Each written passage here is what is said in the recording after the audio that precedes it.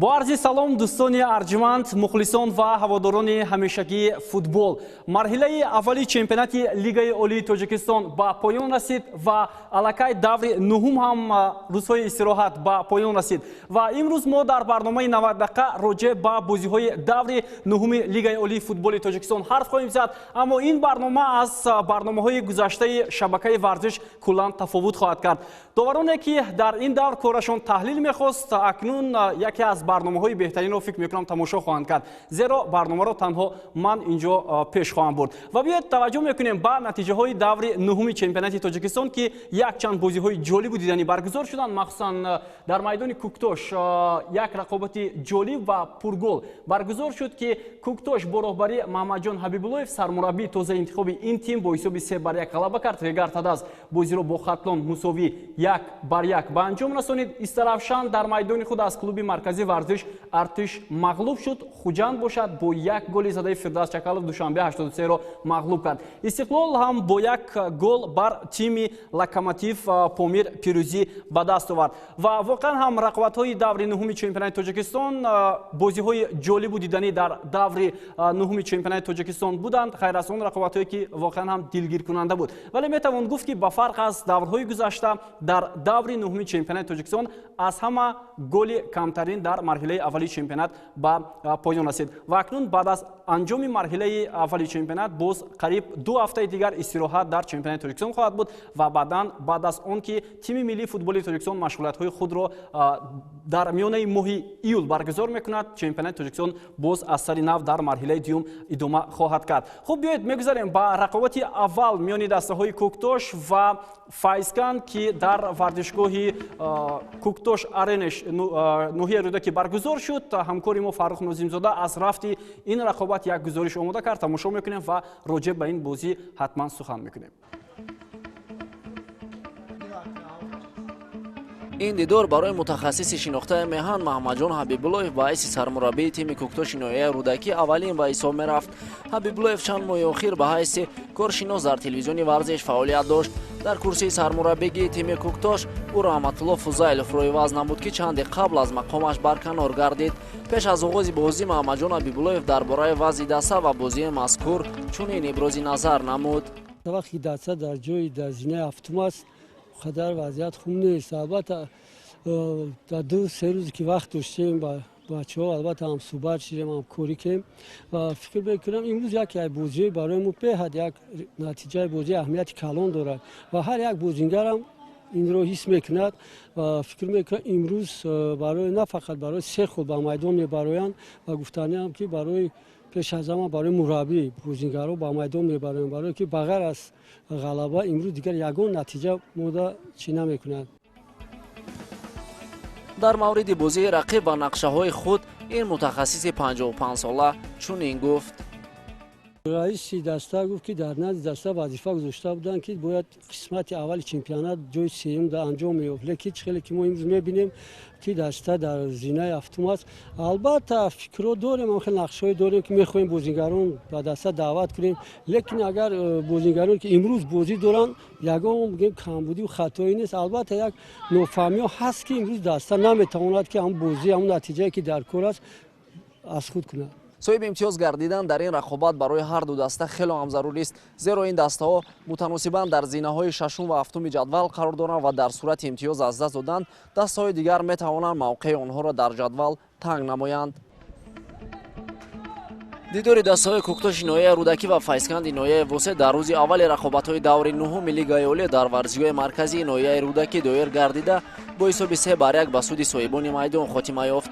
در دقیقه 21 پایتی اول صاحبان میدان در داخل جریمه‌گاه خویش به قاعده ستیزی دست زدند و داور به دروازه آنها پنالتی تعیین نمود. جریمه 11 متره را نوروز رستموف به خطا اجرا نموده دستش را به پیش برآورد. پیش از انجام قسم اول واخور بنیاد شادیف فوتبال بازی دسته کوکتوش با یک ضربه نشانرس خود تناسب را برقرار ساخت. لگیونر ازبکستانی باشگاه کوکتوش عباس اکراموف در دقیقه 87 قسم دوم میدانداری حساب را 2-1 نمود. در دقیقه اضافه بازی حمایتگر فایسکان دلرجان تختاسونوف حمله‌ور رقیب محسن عبدالغفاروف را از پای افزونید و داور با کمک یاور خود به دروازه آنها پنالتی تعیین کرد، اما این حالت بازیگران دسته فایسکان را برانگیخت ва онҳо бо алфози қабеҳ ҷони беовари довар шитофтанд. дар ин миён мураббии тими Файзкан Ҷамолиддин Маҷидов низ баъди даштном ба ҷониби доварон бо корти сурх муҷозот шуд. билохира Муҳсин Абдуғаффоров пеналтиро бе хато иҷро намуда ҳисобро 3-1 сохт. ҳамчунин дар поёни дидор сармураббиёни дастаҳо дар бораи бозии имрӯза ва кори доварон чунин ибрози назар намуданд. умуман пеш аз ҳама мехостам ки тамоми мухлисони дастаро бо ин ғалаба табрик кунам. албатта бозӣ пеш аз бозӣ ҳам маълум буд ки бозӣ мушкил мешавад. гарчанде ки дастаи Файзканам аз лигаи аввал баромада бошад, хеле мебинем ки даста метавонад ки ва зидди кадом дастае набошад қобилияти шон медиҳад. лекин хеле пеш аз бозӣ гуфта будем ки мо имрӯз фақат барои 3 хол ба майдон мебароем ва аз аввали бозӣ ҳар даста як бозӣ гем ки фақат дар ҳуҷум барои 3 хол буд. ва албатта мо тавонистем ки ҳолатҳои голзаниро истифода барем. ҳариф натавонист ки ҳам ҳолатҳоро ба гол анҷом диҳад. Пусть на совести судей, есть люди, которые компетентны, пусть этим занимаются. Счет 2-1, куда ставить этот пенальти, непонятно. Еще боковой судья берет на себя это решение, назначает пенальти. Как так можно? Есть главный судья, который определяет, этот был пенальти, не было, было. Что боковой берет уже? Давайте боковые будут судьи назначать пенальти во всех матчах. خب با دیداری دسته‌های کوکتوش و فایزکند به بحث و مناظره به انجام نرسید، زیرا در این رقابت واقعا هم فعالیت نصرالله کبیروف یکی از داوران گویم که فعال کشور که در مسابقه‌های بین‌المللی هم داوری میکند، مخصوصا جام کنفرانسیای فوتبال آسیا، لیگ قهرمان‌ها و یک چند مسابقه‌های بین‌المللی. در این بازی هم تا اندازه 2 پنالتی به دروازه هر دو دسته تعیین کرد که نهایت با عصبانی فوتبالبازان و ستاد مربیان دسته فایزکان آورده رسانید. در حقیقت هم در دوره نهم چمپیونات مملکت بازی ها خیلی جالب بودن و ما حالا توجه میکنیم به رقابت دسته های کوکتوش و فایزکان که در ناحیه رودکی برگزار شد و برای بررسی این موضوع چون همیشه باز هم کارشناسان دعوت میگردن، معاون رئیس کمیته داوران و ناظران فدراسیون فوتبال تاجیکستان رستم عبداللهیف که شما رو خیر مقدم میگویم. با همین نقطه به همین نظر با یک توجه میکنیم و بعدا فکر شما رو میخواهیم اطراف همین مشکلی با وجود آمده فهمیم. در ابتدا ببینید که حمله از کجا شروع میگرده و صاحبان میدان هم از مرکز میدان چون پرتافت انجام میدهند و در اینجا دلیر تختسونوف همین حالت محسن عبدالغفارов رو از پای افتانید. نظر شما درباره حالتی به عمل آمده؟ خب چیزی که ما دیده استادیم که بازیگری 24 клуби футболи Файзканд ба рӯи рақобат дар ҳаво, тӯпи ҳавоӣ бозингари дастаи Куктоша меғалтонад. яъне ки ибтидо аз коргардон хоҳиш мекунем ҳамин лаҳзаро манзур кунанд дубора. бале ана ки чиҳеле ки дидестен бозингари рақами 8 меғалтад ва довар бозиро манъ мекунад ва баъди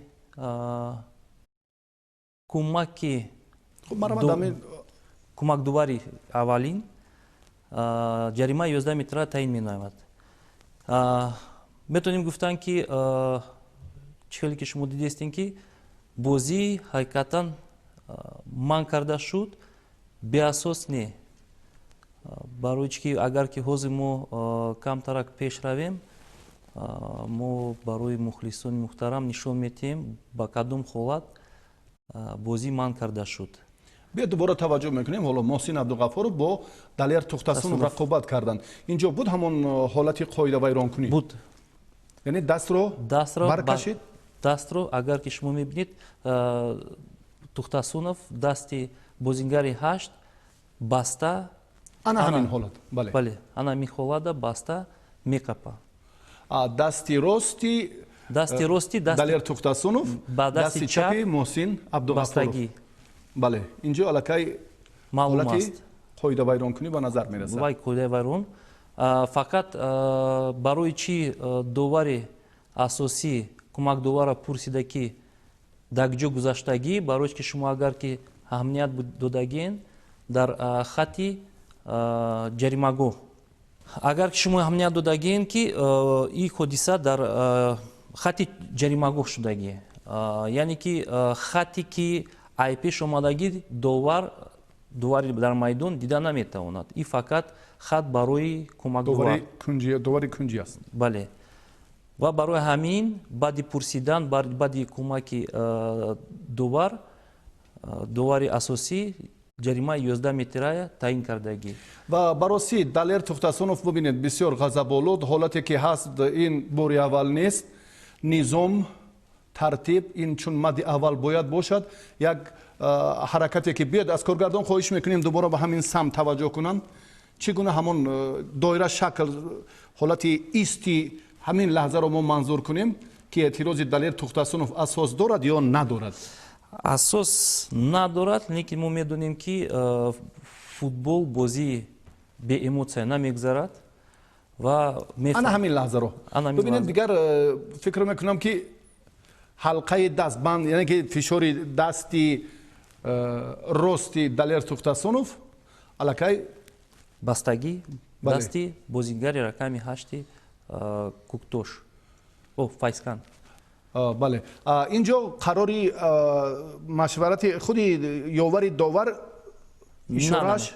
инҷо довари дар майдон ҳамин ҳолата дида бозира манъ кард. баъди бозие ки манъ кардагӣ, агар ки шумо аҳамият додагӣ, ҳамин хати ҷаримагоҳ, ин хат барои довар номаълум аст. дар вақти бозӣ вақте ки камтарак дур бошад номаълум аст. яъне ки барои аниқ кардане ки дар кадом тараф гузаштагӣ ё ки пешаи хат ё ки баъди хат ё ки дар хат, чунки хат ин ба ҳисоби ҷаримагоҳ медарояд. яъне ки агар ки дар хат шудагӣ ҳодиса и ҳисоби ҷаримагоҳ ҳисоб мешавад. чӣ хеле ки мо дидестем. барои ҳамин ин ҳолат дар дохил аст, дар дохили ҷаримагоҳ. ва ёвари довар пешниҳоди дуруст кард, иштибоҳ нест. Не, ин ба гуфти аввал ки и бригадае ки доварӣ мекунад, и ҳамашон вазифа доранд ки чизе ки шудагӣ дар майдон бояд кӯмак кунанд. агар ки барои чӣ довари асосӣ пурсид, барои чӣ ки хата дидагӣ нест аниқ, барои ҳамин пурсидагӣ гуфта ёвари довар ин андешаҳоро боз тасдиқ карда вора? бале. ва дуруст аст ки ба ҷаримаи 11 метра. ва фурсати баҳсбарангезе ки инҷо боз ҳам мушоҳида мекунем анда ки футболбозони дастаи Файзканд ҳам ба эҳсосоти зиёд дода шуданд. дар ин бозӣ маҳз Дилшод Баротов, Анвар Муродов, Самандар Шарифов, Саид Ғайёров аз Файзканд корти зар гирифтанд ва боз ҳам инҷо мураббии ин даста Ҷалолиддин Маҷидов ҳам ба корти сурх муҷозот мешавад дар албатта мавриде ки боз мо ин ҳолатро ҳоло таваҷҷӯҳ мекунем. мо агар ки шумо дидестен, мо мефаҳмем, довароям мефаҳманд ки ба гуфти аввал ки накали бозии вазмин аст. иноям намехоҳанд ки як барои корои кардагишона ягон кас корти сурх нишон диҳанд. яъне ки бозингаре ки рақами 5 будагӣ беасос нагирифт, барои ҳамин якумш авай сар кардагӣ. ва агар ки камтарак ақибтар нишон медоданд, дар ин лаҳза ки акнун ба Ҷамолиддин ба фикри ман ягон гапи қабе гуфтагӣ бошад нисбат ба доваро. барои ҳамин ин корти сурх аз рӯи қоидаи футбол. ба ин ҷо ягон ҷои иштибоҳ, ягон ҷои баҳсу мунозира ҳам фикр мекунам нест. барои ман нест. албатта ҳар як шебу фароз, ҳар як нуқсу иллат, ҳар як ҷузъиёти бозиҳои чемпионати мамлакат ҳам пурра аз ҷониби коршиносон таҳлилу баррасӣ мегарданд. шуморо ба студияи марказӣ бори дигар хайрамақдам мегӯем. ташаккур. ва андешаи Рустам Абдуллоев, коршиноси варзидаи Федератсияи футболи Тоҷикистонро бо ҳам шунидем. ва ҳоло боз ҳамкори мо Бобо Холмуродзода ҷараёни сабқатҳои дигар ва боз ҳам ҷузъиёти даври нуҳумро бештар ба шумо маълумот медиҳад. Бобо. ташаккур али шарифӣ буданд ҳамкори мо ки роҷе ба ҳолати баҳснок бо рустам абдуллоев суҳбат карданд. Воқеан ҳам ҳолати баҳснок хеле зиёд аст. Агар мо мутаваҷҷеҳ шавем ине ки рақобат байни бозингари дастаи Коктош ва ҳимоятгари дастаи Файзканд буд, шурӯъ шуд аз берун аз ҷаримагоҳ. Аммо чӣ тавре ки Рустам Абдуллоев ишора мекунанд, тибқи қоидаҳои футбол дар ин ҳолат метавон гуфт ки зарбаи 11 метр аст. Бисёр ҳолати баҳснок ва дар диди аввал фикр мекунам дидани ҳамин ҳолат ва ба хулосаи аниқ омадан бениҳоят душвор мешавад. Вале ҳастанд ҳамин гуна ҳолатҳое ки дар футболи ҷаҳонӣ, дар мусобиқаҳои байналмилалӣ бо ҷазо додани футболбоз аз ҷониби довар, бо найранг бозӣ кардани футболбоз, яъне симулятсия, довар баръакс ҷазо медиҳад. Хуб, мо ин лаҳзаро баҳс кардани нестем, чунки агар қоидаҳои футбол талаб кунанд ки воқеан ҳам дар ин ҳолат вақте ки расиш миёни футболбозон ҳаст, шояд пеналти ҳаст ё на, инро мо танҳо ба салоҳияти доварон мегузорем. Вале чизи дигарро хотиррасон мекунам ки чаро маҳз бо иштироки Насрулло Кабиров дар мавсими имсолаи чемпионати Тоҷикистон бозиҳо бо баҳсу мунозира сипарӣ мешаванд ва чаро қарорҳои баровардаи ин довар дар бозиҳо ҳатман таъсир мерасонанд ва ба рафти бозӣ ва инчунин аз ҷониби ситоди мураббиён хуб қабул карда намешавад. Ҳатман дӯстони арҷманд, дар барномаҳои ояндаи 90 дақиқа мо роҷеъ ба ҳамин ҳолат, ба фаъолияти доварон дар мавсими имсолаи чемпионат ҳатман гузориш хоҳем дод. Ва хуб, бори дигар мегузарем ба рақобати дастаҳои Коктош ва Файзканд ки бозӣ бисёрам пуршиддат сурат гирифт. Барои 4-5 бозингари дастаи Коктош ин охирин ҳунарнамоӣ бо пиронҳои дастаи Коктош буд. Аз ҷумла Отабек Каримов, Мунир Давлатбеков, Аббос Икромов, Султоншо Мирзоев ва як нафари дигар дар хотирам намонд ки инҳо охирин бозии худро дар ҳайати дастаи Коктош баргузор карданд, яъне роҳбарияти бошгоҳ шартномаро бо ин футболбозон қатъ кард. Хуб, бозӣ бисёрам пуршиддат сурат гирифт миёни дастаҳои Коктош ва Файзканд. Сараввал бозингарони дастаи меҳмон тавонистанд зарбаи пеналти кор кунанд.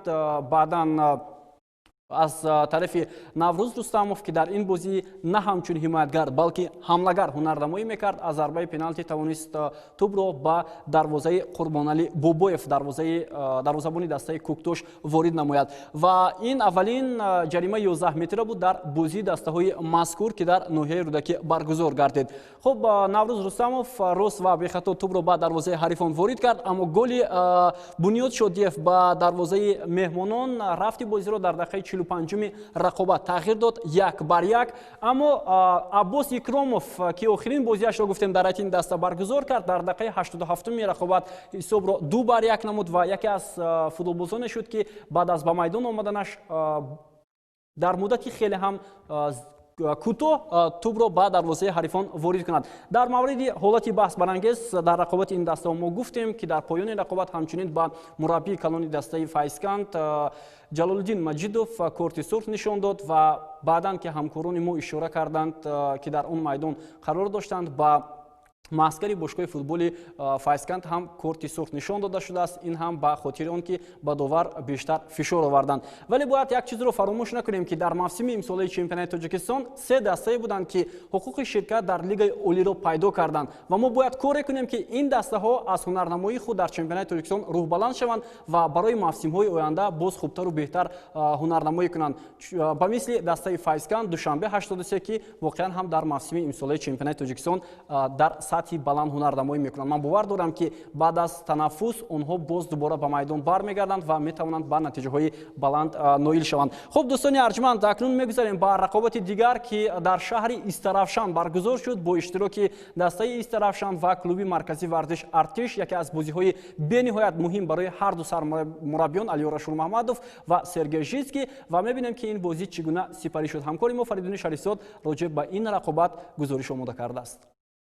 ин варзишгоҳи марказии шаҳри Истаравшан аст ва тими Истаравшан бозиҳои хонагии худро маҳз дар ҳамин варзишгоҳ доир мекунад. Агар иштироки мухлисон дар бозиҳо иҷоза дода мешуд, пас дар ҳар як бозии хонагии Истаравшан зиёда аз 5-6 ҳазор мухлис иштирок мекарданд ва дастаро дастгирӣ мекарданд.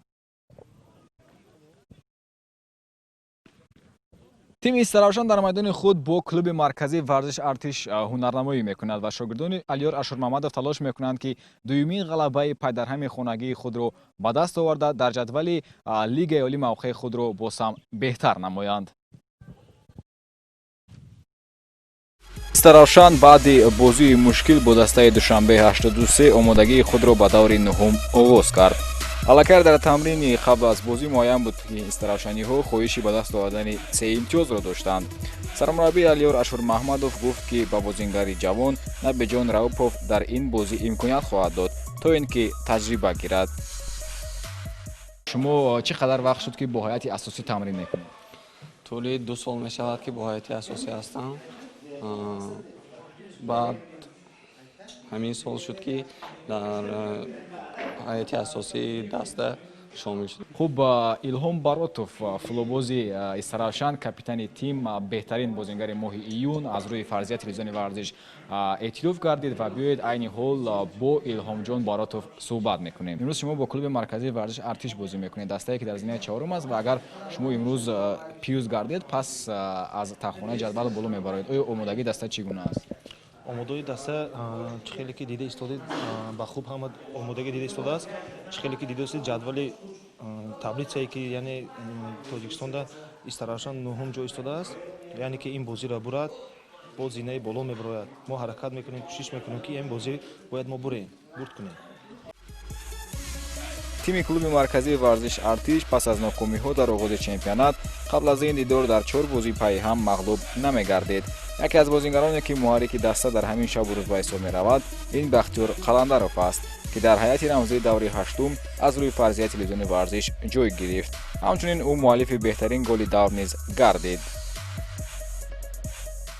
шумо дар хати ним муҳофизаи такягоҳӣ бозӣ мекунед ва барои муваффақ шудан дар ин мавқеъ ба футболбоз чӣ лозим аст? барои футболбоз дар ин вақт машқ тамринҳои хуб кардан дар кор. вақте ки мураббӣ ба ту ҳамин ҷои нимниҳоятгарро боварӣ кард, ту бояд ҳаракат кунӣ, соз хуб бозӣ кунӣ. ҳамчунин шумо муаллифи беҳтарин голи моҳи июн ҳастед ва голе ки ба дарвозаи хатлон задед. оё дар рафти ҳамон бозӣ ва дар ҳамон ҳолат шумо дарк кардед ки дарвозабон дар мавқеъ нодуруст аст ва ё ки ба худ боварӣ зиёд доштед? ба худ боварӣ доштам. яъне шумо қаблан медонистед ки агар ба канори чап зарба занед дарвозабонро бартараф кардан наметавонад? вақте ки туп дар ман буд ҳама ба тарафи ман дод зада удар зан гуфту, вале ман фикри худро кардам ва пӯи рост удар назадаму ва пӯи чап задам. мухлисон қисми ҷудонашавандаи футболанд. дар шаҳри истаравшан бозиҳои дастаи маҳаллиро бесаброна мунтазир мегарданд. сардори фан-клуби даста дар суҳбат бо мо гуфт ки дар ин вазъият мухлисон чӣ гуна тимро дастгирӣ менамоянд. хеле ки шумо медонед ҳозир дар тамоми дунё бемории COVID-19 паҳн шудааст. аз ҳамин сабаб дар варзишгоҳ мухлисон даромада наметавонанд. барои мо аъзои фан-клуби мухлисо ҷоҳои махсус ташкил кардем ки дар онҷо рафта дар дастаи дӯшашонро дастгирӣ мекунам. беягон ва дар назди варзиш аз ҳамин канали варзиш ҳама якҷоя шуда бо як ранге ки дар ҳамин варзишгоҳ иштаган ҳамихел дастгирӣ мекунанд дастаро. хеле медонем агар вақте ки мухлисонро иҷоза диҳанд агар ман боварӣ комил мегӯям ки аз 15000 зиёд ҳатто ҷои нишаст намебинем ки дар онҷо вай кунем одаморо шинонем да ҳама хеле одам бисёр мешавад. одамо ташнаи футбол ҳастанд, чунки худо аз қадимаиҳо медонанд ки шаҳри истаравшан як шаҳри футболдӯстанд. аз ҳамин 7 сола то 70 соларо ҳама футболро дӯст медоранд. ҳатто занҳое ки ҳастанд ки ба ҳамин истаравшан мухлисӣ мекунанд. оғози бозӣ барои шогирдони Сергей Житский хелом хуб буд. шервонӣ Мабадчоев аз заифии хати ҳимояи Истаравшан истифода карда дар дақиқаҳои 4 ва 12 ҳисобро 2-0 кард. сармураббии Истаравшан Алиёр Ашурмаҳмадов чунин бозиро аз хати ҳимояи дастааш интизор набуд ва иқрор шуд ки канори рости ҳимоя заиф буд.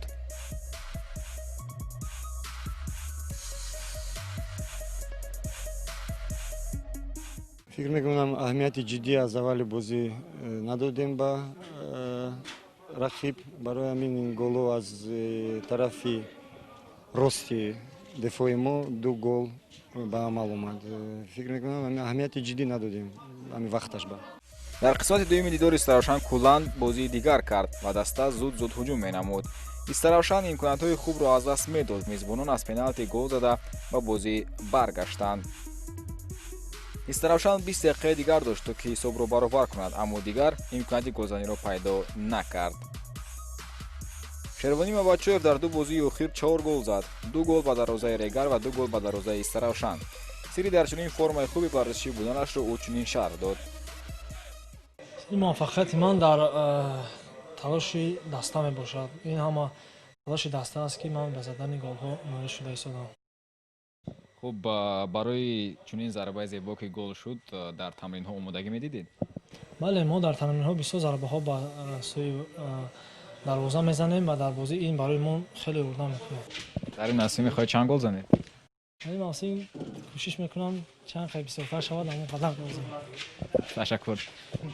Истаравшан мағлуб гардид, аммо дар қисмати дуюм бозии даста хуб буд. Шогирдони Алиёр Ашурмаҳмадов бояд имкониятҳои худро дар рафти бозиҳо истифода баранд, вагарна мондан дар Лигаи Олӣ барои онҳо мушкил мегардад. Футболбозони Истаравшан бояд ҳар чӣ зудтар нимаи аввали бозӣ бо клуби марказии варзиш Артишро фаромӯш карда, мушкилиҳои хатти ҳимояро бартараф кунанд. бошгоҳи футболи Истаравшан дар майдони худ ба бохт мувоҷеҳ шуд, аммо як бозии арзандаву ҷолибро нишон дода тавонист. агар дарвозабони дастаи клуби марказии варзиш Артиш Иван Пономаренко сейфҳои олӣ анҷом намедод, шояд Истаравшан метавонист бо ҳисоби калон ҳам бар меҳмонон ғалаба ба даст оварад. вале рақобатҳои муҳим барои дастаи Истаравшан шогирдони Алиёр Ашурмаҳмадов дар пеш аст, зеро 9 рақобати дигар дастаро дар марҳилаи дуюми чемпионати Лигаи Олӣ интизор аст. хуб, дар ин бозӣ ёдовар мешавем ки 2 голи дастаи меҳмононро Шервони Мабадшоев, яке аз беҳтарин бозингарони ин даста ки дар моҳи июн дар 2 рақобат тавонист 4 гол ба дарвозаи ҳарифон ворид кунад, ба самар расонид. Шервони Мабадшоев ҳоло яке аз номзадҳои асосӣ барои шомил шудан ба тими миллии футболи Тоҷикистон ҳам ҳаст.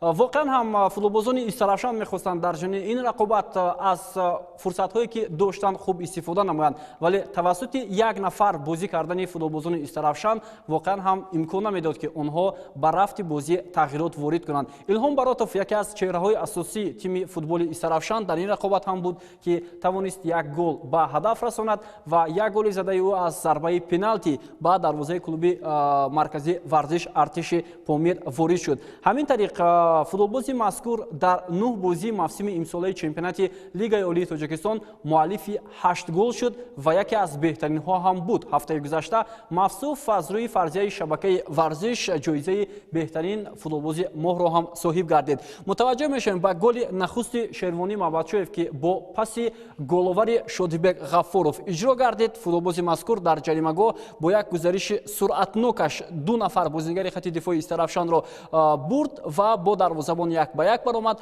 ва ҳамин тавр тӯбро ба дарвоза ворид кард. сараввал ҳуҷумро Артём Гайдаш, баъдан Шодибек Ғаффоров оғоз карданд ва ниҳоят Шервони Мабадшоев голи аввалашро дар ин бозӣ ба самар расонид. вале голи дуюм дар иҷрои футболбози 20-солаи тоҷик воқеан ҳам зебо иҷро гардид. ӯ бо қафаси сина тӯбро боз дошт ва баъдан ба дарвозаи соҳибони майдон ворид кард. дар 13 дақиқаи аввали рақобат футболбозони клуби марказии варзиш Артиш тавонистанд ки 2 тӯб ба дарвозаи ҳарифон ворид кунанд. ва оё дар бозиҳои оянда ки дар муддати танаффус муддати хеле ҳам зиёд аст, Алиёр Ашурмаҳмадов чӣ гуна тими Истаравшанро омода мекунад, вақт нишон медиҳад. маълум мешавад ки ҳамаи дастаҳои иштирокчи Лигаи Олии Чемпионати Тоҷикистон дар равзанаи гузариши футболбозон мехоҳанд ҳайати худро комил кунанд, бахусус бошгоҳи футболи Истаравшан ки нияти ба даст овардани чанд тан аз бозингарони бо маҳорати кишварро дорад ва шояд дар марҳилаи дуюми чемпионат ин даста аз нокомиҳо барояд ва мавқеи худро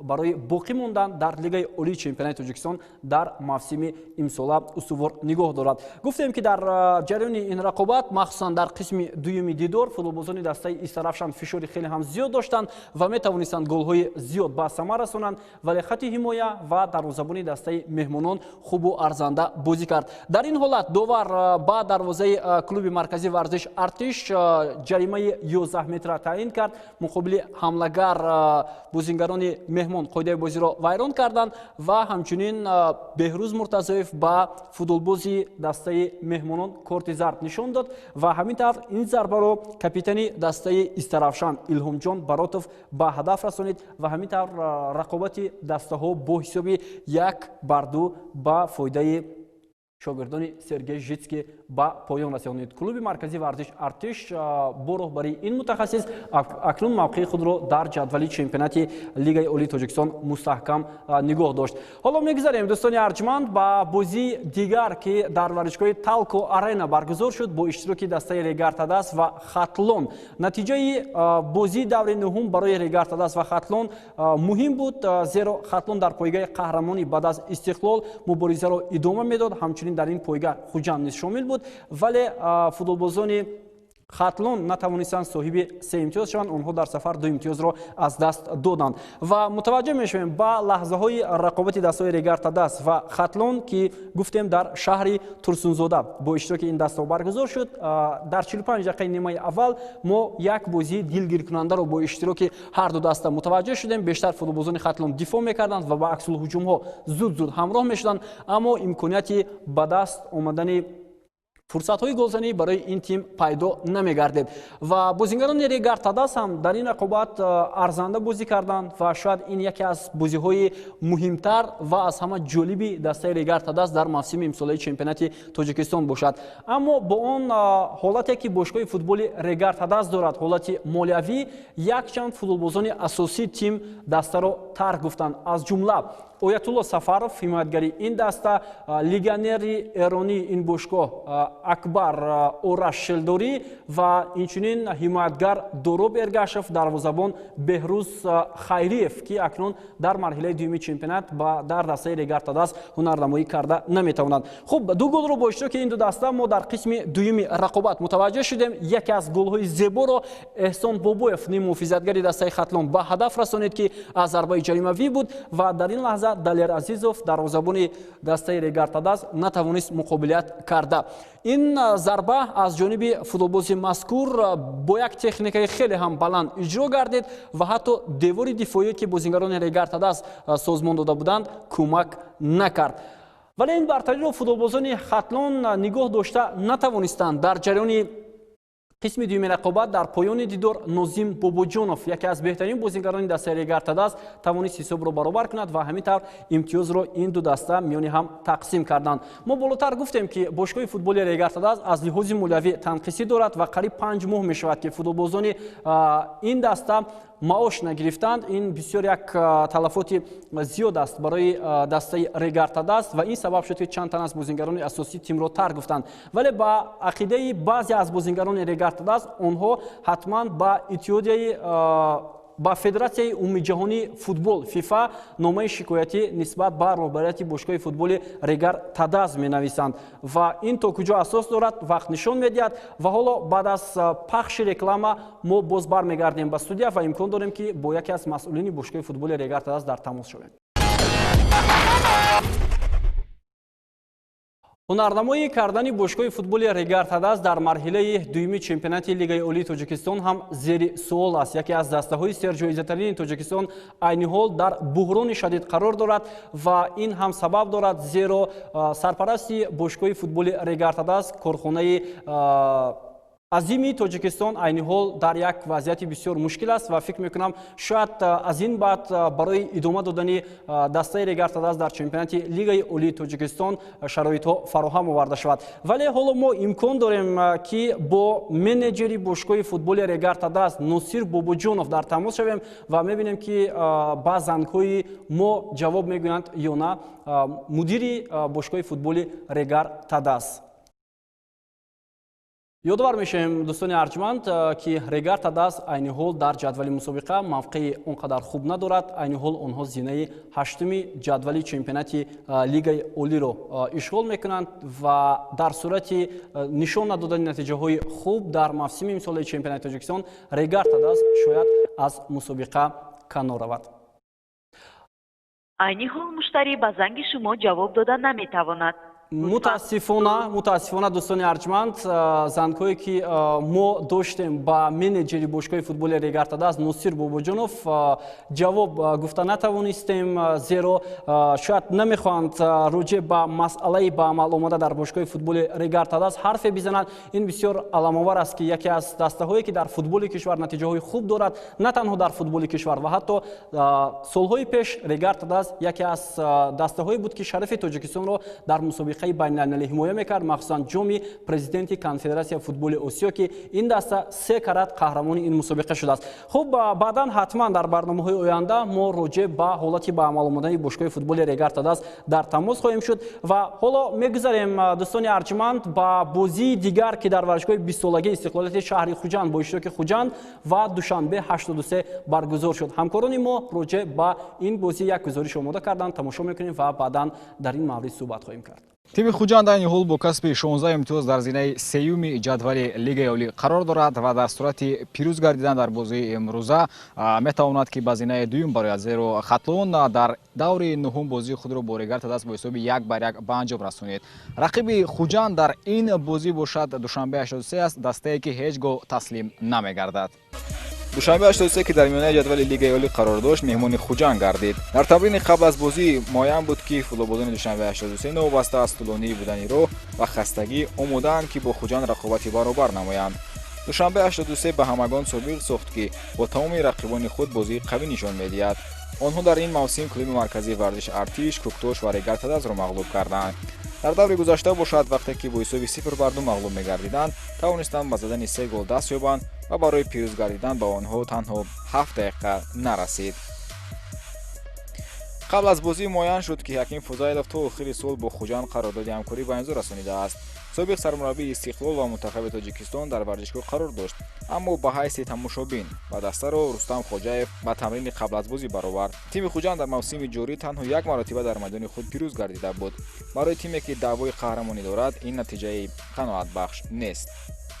бозиро дастаи Хуҷанд хело фаъол оғоз кард, вале мушкилии хуҷандиҳо он буд ки наметавонистанд хати ҳимояи Душанбе 83-ро рахна созанд, зеро рақиб бо 5 ҳимоятгар бозӣ мекард. Рустам Хоҷаев дастаашро бо 3 ҳимоятгари марказӣ ба майдон бароварда буд. футболбозони канории хати ним муҳофиза, махсусан Фирдавс Шақалов, хело фаъол ба чашм мерасид. Душанбе 83 хатогии рақибро мунтазир гардида, дар фурсати пайдошуда дарҳол ба аксҳуҷум мегузашт. Фатҳулло Фатуллоев, капитани даста, маҷбур буд ки зуд канори худро иваз намояд, аммо ин ҷо ивазкунӣ низ ба Хуҷанд барои голзанӣ кӯмак намекард. аксҳуҷумҳои Душанбе 83 хело хатарнок буданд ва дар рафти бозӣ маҳз душанбегиҳо наздик буданд ки гол зананд. Хуҷанд ҳаққи мусовӣ карданро надошт, чунки дар сурати имтиёз аз даст додан метавонист ки ба зинаи дуюм набарояд ва агар соҳиби 3 имтиёз мешуд, даста аз Хатлон пеш мегузашт. мухлисони Хуҷанд шояд голро аз ҳамлагарон интизор буданд, аммо Фирдавс Шақалов ба дастааш 3 имтиёзи муҳимро овард. Фирдавс Шақалов дуюмин бозӣ пайдарҳам аст ки гол мезанад. дар даври қаблӣ ӯ ба дарвозаи Локомотив Фомир ба задани гол даст ёфта буд. Фирдавс айни ҳол дар формаи хуби варзишӣ қарор дошта, гарчанде ки ҳимоятгар аст, вале дар рафти бозиҳо ба мисли ҳамлагарон фаъол ба чашм мерасад. фаъолии худро Фирдавс ин гуна шарҳ дод. дуюмин голи худро дар чемпионат ба сама расонидед ва оё ин гуна мисол фаъолии шумо дар хати ҳамла аз нақшаи интихоб кардаи сармураббӣ вобастагӣ дорад? бале, нақшаи сармураббӣ буд ки ман бисёр ба ҳуҷум иштирок пайваст шудам, ба задани гол мушарраф шудам. хуб, барои нафаре ки дар нақшае ки бо 3 ҳимоятгар ҳунарнамоӣ мекунад ва дар ин дидор низ Хуҷанд бо 3 ҳимоятгар бозӣ кард ва барои футболбоз мушкил нест ки ҳам дар хати ҳамла ва ҳам дар хати ҳимоя бозӣ кунад дар тӯли 90 дақиқа? мушкил аст, ин хел 3 ҳимоятгар бозӣ кардан мушкил аст, балки ин бозӣ ба мо чун буду ҳаво лозим буди 3 имтиёз, мо ҳаракат кардем, ҳам дифоъ ҳам ҳуҷум ҳаракат кардем ки гол занем ба дарвозаи Душанбе 83. бозӣ аз ҳама мушкилтарин дар қисмати аввали чемпионат барои шумо кадом бозӣ буд? бозӣ мушкилтарин бозӣ бо дастаи Хатлон. пас аз бозӣ мо аз Рустам Хоҷаев пурсон шудем ки барои чӣ Хуҷанд дар майдони худ бар муқобили дастаҳое ки бештар ба хати ҳимоя таваҷҷӯҳ мекунанд ба мушкилӣ рӯбарӯ мегардад. чунки ман гуфтам ози ҳама ёд гирифтааст бозӣ кардан, ҳама дастои пурқувват ҳастанд, чунки гуфтам дар як барнома дастаи Истиқлол ба фикрам як дастае аст ки пурқувваттар аст. дигар дастҳо ҳама яхел ҳастанд ва ҳама ёд гирифтааст ба як нақшаи биромадан ба майдон. албатта чунки гуфтам дастаи 83 ам бефоида дар ҷои 4-5 ҷойгир нест. 3 дастаи пурқуввати дастаи Лигаи Олиро ЦСКА ва Куктошу дар он бозиҳо ғалаба кард. Мо дидем ин бозиҳоро ва медонистем ки ҳам хеле мушкилӣ дар майдон мешавад ва чунки гуфтам мо хурсандем ки мо вазъияти худро истифода бурдем ва ғалаба кардем. Чунки вай мобайн ё қафо ҳамаи дастҳози як хел аст. яке аз сабабҳои мағлуб гардидан ва истифода накардани ҳолатҳои хуби гозанӣ барои душанбе 83 ин расидани бозингарони эҳтиётӣ буд, чунки дар қисмати дуюм бозингарон хело ҳам хаста гардиданд. чуноне ки ба мо маълум гардид, сабаби ду футболбоз будан дар курсии эҳтиётии душанбе 83 ин бемории коронавирус будааст. бозингарои як 4 легионере ки бояд ба мо меомаданд аз сабаби ин коронавирус COVID-19 омадан натонистанд. Мо надорем ягон бозингаре ки вақте ки чӣ меган бозингаро алиш мекунем, бозингаре ки ба монанди ҳам хати бозиро қаб мисол чӣ када тон. тими Хуҷанд қариб буд ки дар майдони худ дар бозӣ бо Душанбе 83 ду имтиёзро аз даст бидиҳад, вале голе ки Фирдавс Чахалов дар дақиқаи якум илова кардаи давар ба самара расонид, се имтиёзи муҳимро барои футболбозони Хуҷанд овард ва онҳо акнун ба зинаи дуюми ҷадвал баромаданд ва қисмати аввали чемпионатро Хуҷанд дар зинаи дуюм ба анҷом мерасонад ва таъқибкунандаи тими Истиқлол аст. Фаридуни Шарифзод, Тимур Назаров, махсус барои барномаи 90 дақиқа аз шаҳри Хуҷанд. خب گزارش همکاری ما بود فریدون شریفزاد راجع به بازی دسته‌های خوجند و دوشنبه 83 که با یک گل زده فردوس چخالوف به انجام رسید و 3 امتیازی دسته خوجند را محض همین حمایتگر با دسته تامین کرد. خب دیدار دسته‌های خوجند و دوشنبه 83 یکی از بازی‌هایی بود که برای دسته میزبان اهمیت خیلی هم کلان داشت، ولی ادعا می‌شیم که شاگردان نظیرشاه رزاموف بعد از بازی مشکل با دسته استرافشان در میدان خود با این بازی تنها با یک فوتبالبازی احتیاطی رفته بودند و این تا یک اندازه تاثیرش را بر رفت بازی دسته دوشنبه 83 یکی از تیم‌های موفق موسم امساله چمپیونات تاجیکستان که توانست در سال نخست هنرنماییش در میان باشگاه‌های تجربه‌دار لیگ عالی مقام و مرتبه خود را الکی در 9 دوره چمپیونات پیدا سازد به نهایت دشوار بود و یادآور میشم که قبل از همین بازی البته یک چند تلفات‌ها هم بود که نظیرشاه رزاموف راجع به این لحظه گفته گذاشت و باز همچنین در این بازی البته نبودن بازیگران اساسی مخصوصا در خط حمایه حتما تاثیرش را رسانید، ولی تا دقیقه 90 شاگردان نظیرشاه رزاموف بازی ارزنده را با جایزه‌دار مدال‌های نقره چمپیونات تاجیکستان باشگاه فوتبال خوجند نشان داده توانستند. با گفته رستم خوجاєв غیر از باشگاه فوتبال دسته باشگاه فوتبال استقلال که در موسم امسال از جهت قدرت نسبت به دیگر دسته فرق کننده است، قریب قوه همه دسته های اشتراکی لیگ عالی برابر است، شروع از باشگاه فوتبال خوجند و تا دسته اخیر که لوکوموتیو پامیر در این موقع قرار گرفتند. خب دوستان ارجمند، یادآور میشم که در این بازی و بار دیگر خاطر رسانی میکنیم که فردوس چخالوف مؤلف گل شد بعد از پرتاب از جانب فتولوف که از این موقع میدان فوتبالبازی نیم حافظه دسته خوجند این کار را انجام داد و سراول خورشید بگنظرов بسیار پاسی عالی انجام داد با همدسته خود و فردوس چخالوف در این مسافه که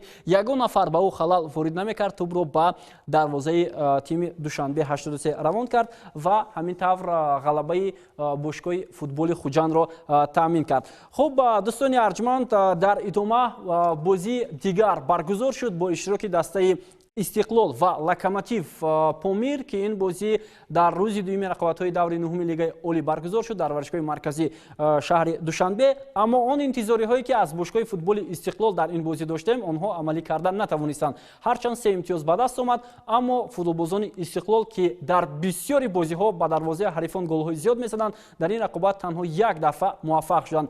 این از پرقوت بودن باشگاه فوتبال لوکوموتیو پامیر درک می‌دهد یا از فارغ بالی کردن بعضی از بازیگران دسته استقلال این را تنها خودی بازیگران و ستاد مربیان میدانند. ولی یادآور میشیم که برای بعضی از کارشناسان این بازی تا یک اندازه بازی بود و مخصوصا برای بعضی از فوتبالبازانی که شامل تیم منتخب فوتبال تاجیکستان هستند بازی به نهایت مشکل و با اندیشه баъзе аз мухлисон дастаи истиқлол то як андоза ҳадафи худро анҷом дод. Дар марҳилаи аввали чемпионат тавонист дар садри аввали ҷадвали чемпионати Тоҷикистон мавқеашро устувор намояд. Хуб, мутаваҷҷеҳ мешавем ба голе ки Рустам Соиров ба дарвозаи Шоҳрух Қирғизбоев ҳаво дод. Рустам Соиров дар ин лаҳза ба дарвозаи собиқаш гол зад ва ин лаҳзаро ҳам ҷашн нагирифт, зеро Рустам Соиров маҳз бо ҳамин ҳайат ба воя расид ва бо ҳамин ҳайат дар чемпионати Осиё дар ҷоми ҷаҳонии футбол дар Бразилия байни футболбозони 17-сола ширкат кард. Хуб, Истиқлол дӯстони арҷманд айни ҳол садрнишини ҷадвали чемпионати Тоҷикистон бо роҳбари Виталий Левченко даста бозиҳои ҷолибро дар мавсими имсолаи чемпионати Тоҷикистон нишон дода истодааст ва ҳадафи тими Истиқлол дар мавсими имсола иштирок дар бозиҳои гурӯҳи ҷоми конфедератсияи футболи Осиё аст ки эҳтимол аст моҳи октябр баргузор шавад ин мусобиқа бо иштироки 4 дастаи Осиёи марказӣ ва Истиқлол ки 2 карат аллакай дар финали ин мусобиқа ширкат кардааст, дар маротиби ҳадафи сеюмро ҳам бояд самаранок истифода барад қабл аз он ки дар мавсими имсолаи чемпионати Тоҷикистон даста дар мусобиқаи лигаи олии унвони қаҳрамониро ба даст оварад. Барои дастаи Истиқлол фикр мекунам марҳилаи дуюм воқеан ҳам душвортар мегузарад, зеро он дастаҳое ки дар мавсими имсола бозиҳои хуб баргузор карданд боз метавонанд ба садрнишини ҷадвали чемпионати лигаи олии мамлакат монеа шаванд. Хуб, мегузарем дӯстони арҷманд ба қисмати дигари барномаи 90 дақиқа ки ҳоло акнун мутаваҷҷеҳ мешавем ба 3 голи беҳтарини давр ки аз ҷониби футболбозон зада шудааст. Аслан мо гуфтем ки 11 гол дар даври нуҳуми чемпионати лигаи олӣ ба ҳадаф расиданд, вале ҳоло мо 3 голи беҳтарини онро манзури шумо мекунем.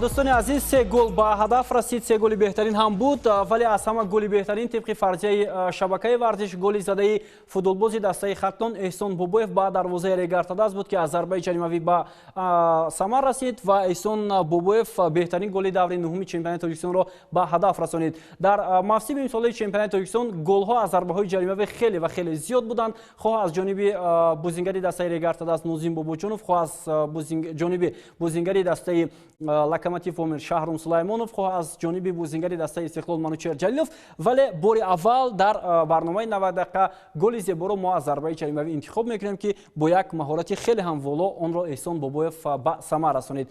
ва акнун дӯстони арҷманд тавре кормандони мо ишора мекунанд баъд аз он ки мудирияти бошгоҳи футболи Регартадаст менеҷери ин даста ба зангҳои мо ҷавоб нагуфт, Носир Бобоҷонов дар тамос шудааст, аммо аз суҳбат ва аз он ки ба суолҳои мо ҷавоб диҳад худдорӣ кардааст. Бисёр ҷои таассуф аст ки як роҳбари даста намехоҳад роҷеъ ба вазъи даста бо намояндагони васоити ахбори омма суҳбат анҷом бидиҳад. хуб, мегузарем дӯстони арҷманд ба қисмати дигари барномаи 90 дақиқа ки моро дар пеш ҳайати рамзии даври нуҳуми лигаи олӣ интизор аст. ҳоло мутаваҷҷеҳ мешавем ба ҳайати рамзӣ ки 11 футболбози беҳтарин ба ҳайати рамзии даври нуҳуми чемпионати тоҷикистон аз рӯи фарзияи шабакаи варзиш шомил шуданд. хуб, шурӯъ мекунем аз дарвозабон Иван Пономаренко, дарвозабони дастаи клуби марказии варзиш Артиш, беҳтарин дарвозабони даври нуҳум эътироф гардид. Мавсуф дар рақобат бо дастаи Истаравшан бо сеҳифҳои олияш тавонист 3 имтиёзи дастаи меҳмононро таъмин кунад. воқеан ҳам агар ин дарвозабон бо ҳунарнамоии волааш дар ин рақобат намебуд, шояд бозингарони дастаи Истаравшан дар чанд маврид дарвозаи ӯро рахна мекарданд. ҳарчанд дар ин давр боз метавонистем дарвозабонҳои дигарро ҳам ба ҳамин ҳаят шомил бикунем. вале маҳорат ва малакаи Иван Пономаренко ки яке аз мавсимҳои бобароро дар ҳайати дастаи клуби марказии варзиш Артиш пушти сар мекунад, воқеан ҳам олӣ буд. хуб, дӯстони арҷманд, идомаи ҳайати рамзии даври нуҳуми чемпионати тоҷикистон чунин аст. дар канори чап Ҳусен Нурматов аз бошгоҳи футболи Хатлон мавқеъ гирифтааст. Мавсуф дар мавсими имсола бори аввал нест ки ба ҳайати рамзии даври чемпионати тоҷикистон аз рӯи фарзияи шабакаи варзиш шомил мешавад. яке аз беҳтарин футболбозони хатти дифои дастаи Хатлон ки дар ҳайати дастаи ҷавонон ҳам ҳунарнамоӣ кардааст. дар бозии муқобили дастаи Регартадас Ҳусен Нурматов яке аз фаъолтарин футболбозон дар ҳайати ин даста шомил гардид. ҳамчунин метавонем ҳунар ва маҳорати ҳимоятгари дигари ин даста Наимҷон Иброҳимзодоро ҳам пеши назар орем. аммо имрӯз ба ҳайати рамзии давр Наимҷон Иброҳимзода ки дар даврҳои гузашта ҳамеша паяҳам мавқеъ гирифта буд, шомил нагардид. хуб, дар хатти дифои марказ 2 нафар қарор гирифтанд. инҳо аз бошгоҳи футболи клуби марказии варзиш Бахтиёр Қаландаров ки ӯ ҳам бори аввал нест дар мавсими имсола ба ҳайати рамзӣ шомил мешавад. яке аз бозиҳои бисёр муҳимашро Бахтиёр Қаландаров дар сафар муқобили дастаи Истаравшан баргузор кард ва ин футболбоз ҳоло яке аз сутунҳои асосии хатти дифои дастаи ҳарбиён ба ҳисоб меравад. хуб, дар баробари Бахтиёр Қаландаров дар ҳайати рамзии даври чемпионати Тоҷикистон инчунин ҳимоятгари дигар мавқеъи худро ишғол кардааст. ин ҳимоятгари дастаи Хуҷанд Хуршед Бекназаров мебошад. воқеан ҳам Хуршед Бекназаров ки чанд сол пеш яке аз беҳтарин ҳимоятгарони Тоҷикистон шинохта шуда буд, бозии беҳтарини худро муқобили дастаи Душанбе 83 баргузор кард. футболбозе ки чанд муддат дар чемпионати Индонезия ҳунарнамоӣ мекард ва дубора баргашт ба ҳайати дастаи Хуҷанд ва ҳоло будани Хуршед Бекназаров дар ҳайати ин даста дар мавсими имсола ки Хуҷанд дар чемпионати Тоҷикистон ва инчунин ҷоми конфедератсияи футболи Осиё ҳунарнамоӣ мекунад, хеле ва хеле зарур аст. дар баробари Хуршед Бекназаров дар хатти дифои ин даста боз як бозингари дастаи Хуҷанд Фирдавс Чакалов мавқеъ гирифт. бозингаре ки на танҳо гол зад ба дарвозаи дастаи Душанбе 83, ҳатто бо ҳунарнамои олияш, партофтои аниқаш, сурати волояш ҳарифонро ба таҳлука овард. метавонем бигӯем ки Фирдавс Чакалов ҳоло дар мавқеъи худ дар ҳайати дастаи Хуҷанд яке аз беҳтаринҳо ҳам ҳаст. акнун мегузарем ба бозингароне ки дар маркази майдон мавқеъ гирифтанд дар ҳайати рамзии даври нуҳуми чемпионати Тоҷикистон. инҳо Шервони Маҳбатшоев бе ягон шаку шубҳа ӯ ба ҳайати рамзии давр шомил мешавад бо ҳунарнамои волояш дар рақобат бо дастаи Истаравшан ки дар сафар баргузор шуд. Мавсуф муаллифи 2 гол гардид ва метавонем бигӯем ки ин мавсим яке аз беҳтарин мавсимҳои Шервони Маҳбатшоев дар ҳайати дастаи клуби марказии варзиш Артиш аст ва аллакай чӣ тавре ки мо болотар ишора кардем, ӯ дар 2 бозии ахири ин даста муаллифи 4 гол шудааст. дар баробари Шервони Маҳбатшоев дар ҳайати рамзии давр Беҳзод Шодиев аз бошгоҳи футболи Куктош мавқеашро устувор кард. ним муҳофизатгар легионер аз ҷумҳурии Ӯзбекистон ки яке аз бозингарони асосии ним муҳофизаи дастаи Куктош маҳсуб меёбад ва бубинед ки чӣ гуна голро ба дарвозаи дастаи Файзкан равон кард. ҳарчанд инҷо ишора шуд ки Собирҷон Холматов шояд муаллифи гол шуда бошад, аммо баъдан мо ба ҳолати такрор мутаваҷҷеҳ шудем ки ин гол танҳо ба ниммуҳофизатгар Беҳзод Шодиев мутааллиқ аст. хуб, дар баробари Беҳзод Шодиев дар маркази ҳайати рамзии даври нуҳуми чемпионати Лигаи Олии Тоҷикистон як футболбози дигар мавқеъ гирифт.